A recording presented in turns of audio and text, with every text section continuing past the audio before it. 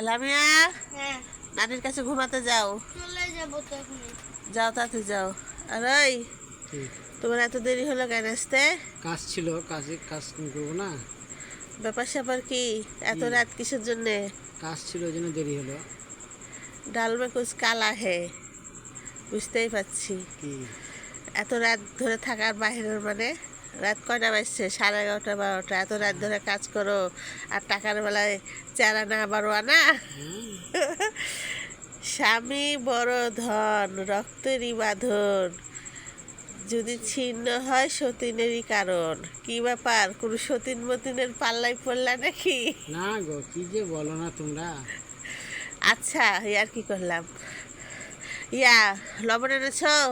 না, লবণ আনতে যেতে হবে, সমুদ্র সৈকতে যেতে হবে। হ্যাঁ, ওইসব বোকা বাদ দাও। কাল থেকে আর আমি নিজে, আমার টাকা বেশি করে দিয়ে আমি নিজে বাজার করবো, আর করতে পারবো না। আর সকালবেলা দেখো তোমাকে লবণ ছাড়া রুটি, লবণ ছাড়া তরকারি খাওয়াবো। আমরা খেয়ে নিব।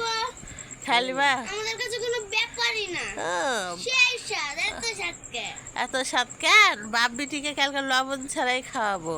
খেলবো, তুমি যে ভালোবাসে যা রান্না করবে তাই খেলবো। ওরে বাবা, লবণ ছাড়া? এখন আমি যাই নানির বাড়ি, নানির দরজা লাগাই দিলে আজ ঘুমিয়ে হবে না। যাও যাও যাও যাও, তাড়াতাড়ি নানি বাড়ি চলে যাও, এখন আমরা ঘুমাবো।